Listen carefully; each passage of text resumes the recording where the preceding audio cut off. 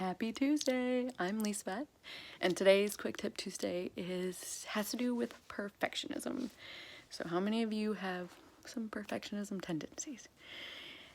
I'm going to talk about how it is a dangerous and debilitating belief system. And a lot of information that I'm sharing comes from Brené Brown and from experience. So if you have this belief that what you accomplish and how well you accomplish it is your worthiness, that's when it starts to be dangerous and debilitating. You have to know that you are enough.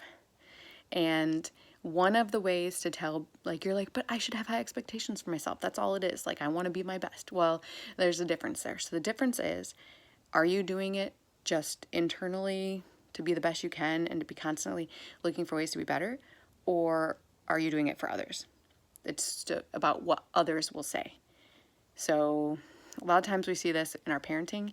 It's like, let's say you have a work event and you can't make it to the thing at school, and you're like, what will the other parents think? They're going to think I'm a bad parent. That is leaning towards perfectionism. If you're like, you know what, I have missed this many things of my child's school and it's a priority for me, I need to look at my priorities and adjust things so that I can get there. That's healthy striving. That's saying something that you want to improve in for yourself, for your own values, and going towards it. All right, so perfectionism, the way that it impedes us is that we're looking for a way to just please others. And it's about perception. And we don't have control over that. And to be perfect is not something you can actually achieve. So you're going for the goal that you can't actually achieve. And that is why perfectionism is often associated with anxiety and depression, because you're striving for these unattainable goals. It's also addicting. So we often have this driven into us when we're young. So when we do well in school and then our parents are praising us for those grades rather than the effort that it took to get those grades, that is where sometimes that belief system can come in. It's like, oh, I have to perform. So you get into this cycle of please, perform, perfect, prove. And you're constantly trying to prove that you're the best and that you are worthy from what you're doing. And that's why it's so dangerous. So what can we do about this? Right? Quick Tip Tuesday. What can I do? So one of the strategies is holding the good enough strategy.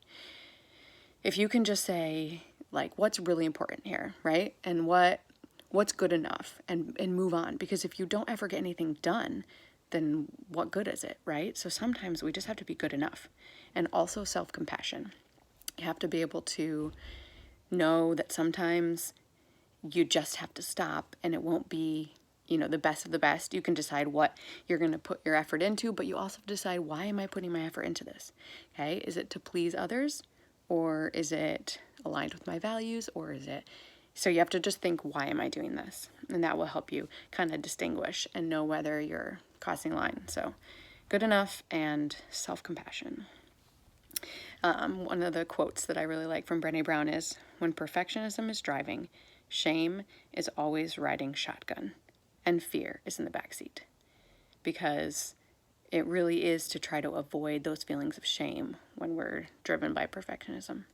And a lot of times that stops us from taking risks, because we might possibly have a mistake, right? Somehow, check yourself with shame. Where is the relationship with shame in what you're trying to do? Because if we can be vulnerable and put ourselves out there and try new things and give it a go, that's when we're going to have real growth, and that's when we're going to have real success. All right, hope you have a beautiful day.